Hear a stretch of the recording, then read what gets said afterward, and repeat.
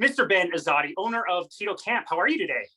Casey, I'm doing great. Always a pleasure to jam out with you. Always a pleasure to talk to you. You just had your 38th birthday. Congratulations. Thank you. It was a great day. I had a fun celebrating my birthday, and as we were just talking about offline, yeah, 38 chronologically, but it's really a matter of how healthy are your cells, which is your cellular age, right? And that keeps going backwards for people in this world. I also turned 38 this year. I feel the best that I've ever felt in my entire life. And you see it with all these people in our world, like Cynthia Thurlow, 51 years old, killing it. Mark Sisson, 69 years old, killing it. Everybody, they look so good. They've got so much energy. It's really amazing. Yeah, you live it to lead it. And to your point, same thing with me. I feel more energized and healthy and vital at 38 than I did when I was 21 years old. And that's a testament to the things that we teach and the things that we live to lead. Totally. Yeah. I've been reflecting on, anytime I get to talk to you, I always want to talk about gratitude. I know that's one of your big things to talk about. And I've been reflecting today on even just a normal day. Today's, Tuesday, pretty normal Tuesday. I trained my clients. I was up at 5 a.m. without an alarm clock. I've already gotten in 19,000 steps. I've ridden my bike 25 miles. I've done 100 push-ups. It's barely past noon. I haven't eaten a single bite of food. I feel absolutely amazing. And I think you and I can both reflect back what it was like before we found the ketogenic diet, needing snacks all the time. I couldn't go 2 or 3 clients in a row without having something to eat, needing naps every single day, feeling pain in my joints or feeling like workouts would take forever to recover from. It's just such a different life that we can take for granted, isn't it? It is absolutely. And I've been there myself, the snacks to get you through the day. And yeah, what you just described is a perfect illustration of somebody who's metabolically healthy, metabolically flexible, with the ultimate goal of having metabolic freedom. So Casey just explained that you're at 19,000 plus steps, 25 miles on your bike, and training clients up since 5 a.m. It's about noon for you. So you're like halfway through the day. How does Casey do that with so much energy and vitality? It's because he's metabolically flexible and healthy. And that is less than probably 10% of the population in the United States. So we need to put a dent in that and change things around, because that is the ultimate goal. Casey's using energy from his body fat to produce ketones and fuel the brain and fuel the body. And that's exactly the way we were designed to be. Yeah, that's exactly right. And you're the best person to kind of explain that and explain what's going on. For somebody who doesn't know what it feels like to have that type of energy, can you go in a little bit more detail on what it means to be burning fat and using ketones for fuel? Yeah, the biggest thing that you can do, the easiest way to know if you're a sugar burner or if you're a fat burner, and the goal is to be a fat burner. That's what Casey and I are. Easiest way to know is, all right, if you skip a meal, whether it's intentional or accidental, let's say you skip lunch, how do you feel? Do you feel more energized? Do you feel more focused? You're more productive? That's a good sign that you are metabolically flexible. But if it's the opposite, if you actually get hungry and angry, you're irritable, you're not fun to be around, you can't concentrate, maybe your blood sugar drops, big sign that you are metabolically inflexible and you have some work to do. So what we want to do is simply eat more protein and fat, drop our total carbohydrates, skip the snacking in between your meals, start with 3 meals a day. And as you do that, your body begins to adapt very easily. This could happen in 7 to 14 days, very fast. And then at that point, you have the ability to switch from burning sugar and burning down your sugar reserves, which is called your glycogen stores, to then switching over to your body fat. And that's all body fat is. It's stored energy. People who are metabolically inflexible don't have the ability to tap into the stored energy. So we want you to get that ability to tap into your stored energy, and you can do that in the next 7 to 14 days. It really is remarkable how quickly the body can shift over into that fat burning mode. And just understand, like, if you've never done that adjustment before, it may be uncomfortable in the beginning. If you're literally running your life on just one engine and you're not using this other fat burning engine that Ben's talking about, there might be a period of time where it's going to be a little bit uncomfortable, but you get over it really quickly, especially if you kind of know that's coming and know how to get around it. And then you enter this world of food freedom. You can just go out and enjoy your life. You can eat meals if you like. You can skip meals so much easier if you like. And the body just kind of finds its way of burning fat and staying in that zone. And it's remarkable the results we see with people who try that, who drop fat extremely quickly and feel better within, like you said, 14 days. It's great. And that's really amazing, because think about how many years the average person has done damage to their metabolism. It could be 20, 30, 40 years. And you start making little tweaks here and there. In 7 to 14 days, you'll notice a big, big difference with your energy, your focus.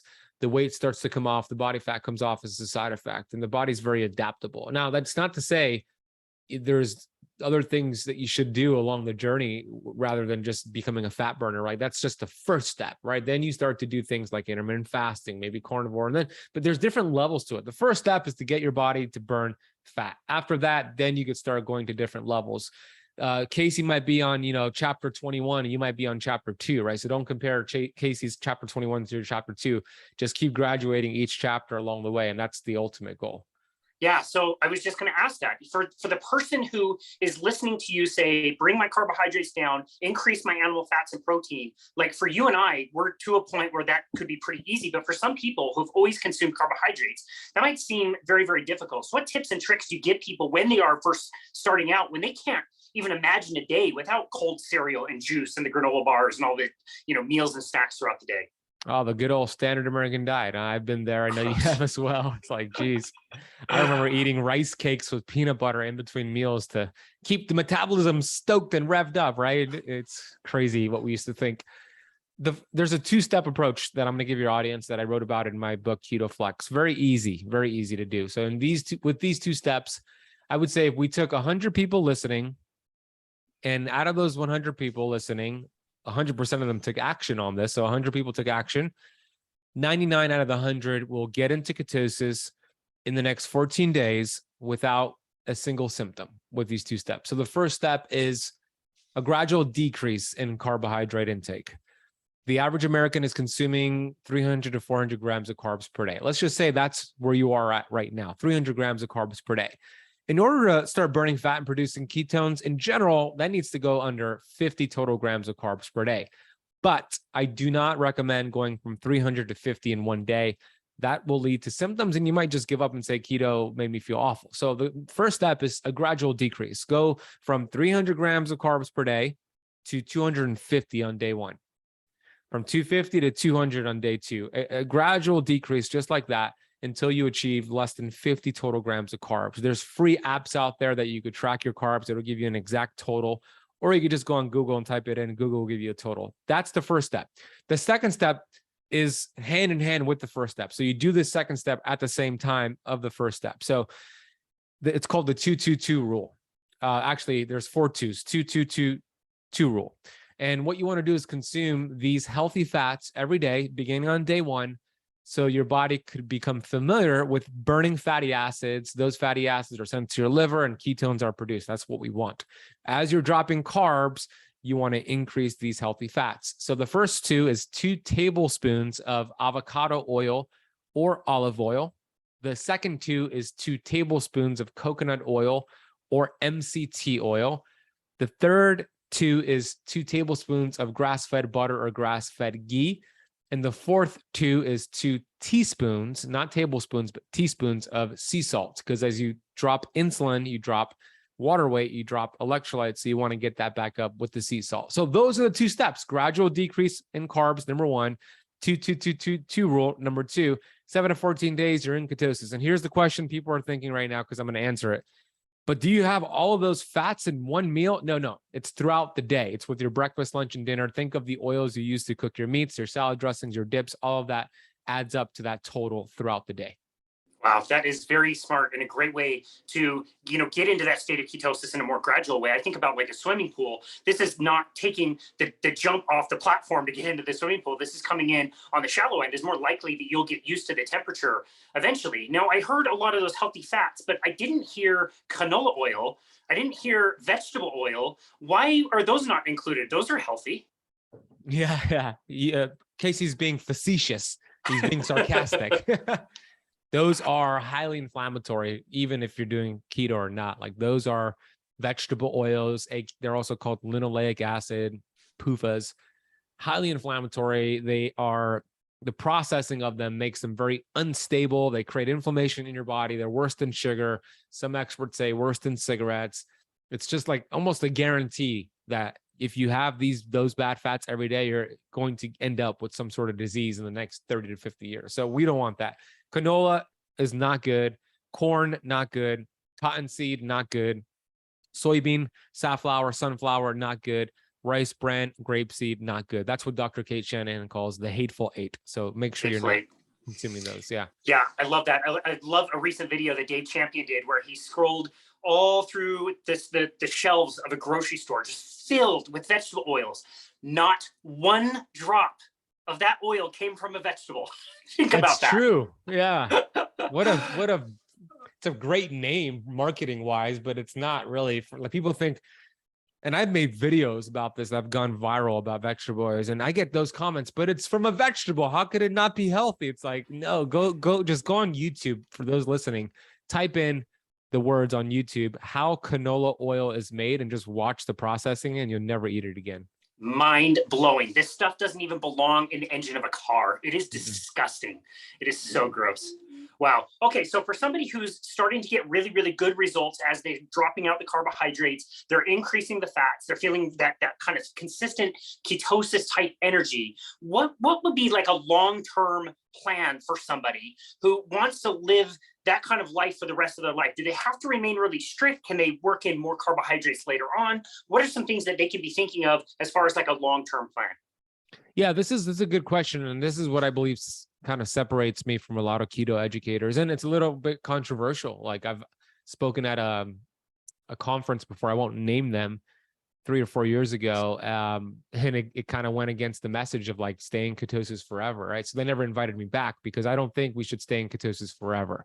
I think it's one tool. It's an amazing tool we use to reset the metabolism and help our hormones become more sensitive. And eventually it's going to get to a point where I suggest and highly recommend we start practicing keto flexing, which is doing the work in the beginning. I think most Americans, 88% plus, need to do keto, stay in ketosis, be really strict in the beginning, and really work on that metabolism. But it gets to a point where you've now built up this metabolic machinery, you've achieved metabolic flexibility, and then it's time to flex. And that simply means we introduce healthy carbs from time to time to go in and out of ketosis. And the amount of carbs that we introduce, it's not a high carbohydrate diet. It's not back to a standard American diet. It's actually more of like a paleo low carb diet. It's just not low carb enough to enter ketosis. It's like 100 to 150 grams of carbs 1 or 2 times per day. I'm just giving you a general like rule here to get yourself out of ketosis and back in, out and back in. And that change, that adaptability, your mitochondria have to adapt, your gut bacteria have to adapt. And that's a good thing because good cells get stronger, bad cells don't adapt. So in general, the way that I teach it, 3 to 4 months in ketosis, and then we start flexing. And how flexing looks is going to be different versus a man versus a woman, a postmenopausal woman versus a cycling woman. But in general, a couple days per week where you intentionally flex out. Yeah, no, that's great. I think that makes it really approachable from a long-term sense. People can start to work in more carbohydrates just in a state where they're handling them so much better. The big issue for most people is you just have too many carbohydrates all the time. You mentioned 300 grams of carbohydrates a day. You have about 4 to 5 grams of carbohydrate in the form of glucose cycling in the blood at any given time. So you can imagine that's a ton of carbohydrate energy. Once you get that down, you can start to reintroduce it after you've been more strict. But you also might find, maybe somebody who is a type 2 diabetic or something, they have maybe just reached their lifetime's ability of handling any carbohydrates at all. And maybe they would want to stay a little bit more strict, and they could do that as well. Yeah. And there's different ways to flex, right? So to your point, if somebody's type 2 diabetic and they still can't process carbs because it'll create some problems, you could flex with a day where it's high protein, high caloric, right? So just to get mTOR, just to change things up. So there's creative ways to do that. And we kind of teach this to the students in my KetoKamp Academy. It would be a high protein, high calorie day versus like a higher carb day. And then there's some type 2 diabetics that do want to try out the carbs eventually. And we have them like test it out very slowly. We have them go for walks after their meals, maybe do some berberine on those flex days. So there's kind of creative ways to do it. But to your point, everybody's so unique and individual. You want to make sure you customize it to your unique needs. Yeah, that's fantastic. This has been a lot of really good practical information. This episode is going to be about stories, though. We're going to really deep dive into a lot of people's stories. And I wondered if you could kick this off with any story that you would like to share about the ketogenic diet. It could be your own. It could be somebody you work with, something that happened recently, something really impactful. What's a story that you would like to share about the impact of the ketogenic diet? Yeah, I mean, keto is such a great tool, and it's so popular right now because it works. And the American Diabetes Association hates keto. The American Heart Association hates keto. Big Pharma hates keto. There's a big backlash against it. So what I love is checking into the my KetoKamp Academy private Facebook group where I see members interacting on there.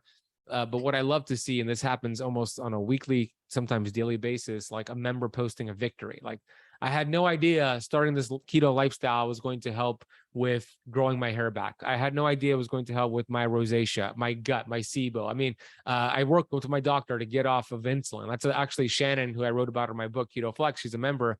She actually got off insulin. Another story, a woman named Zipporah, who's in my academy, before she discovered keto, before she enrolled into my academy, she didn't have her period for over a year. She had PCOS. She was 100 pounds overweight. And then she came across some of my videos. She started to learn that, hey, we don't lose weight to get healthy. We get healthy to lose weight. And it's really a matter of finding ways to lower cellular inflammation. And this is what we teach in the academy. So she enrolled into the academy, and within a few months, she got her period back. Actually, within 2 months, her period came back, PCOS reversed. And then after a year, she was down almost 90 pounds, right? This is exactly what happens when you do the work. But here's the thing.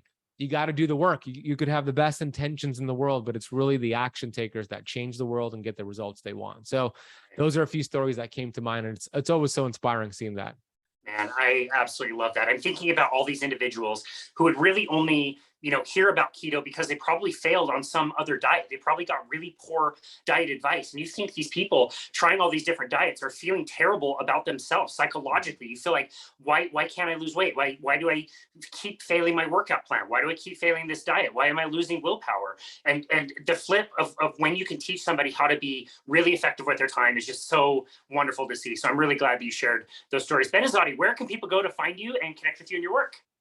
Yeah. And I mean, another thing that came to mind, I'm going to answer a question, is I got a comment on my TikTok channel. I don't know if you saw it the other morning. I was just looking at my TikTok comments, and I'll read to you exactly what it said, because I think it was pretty cool.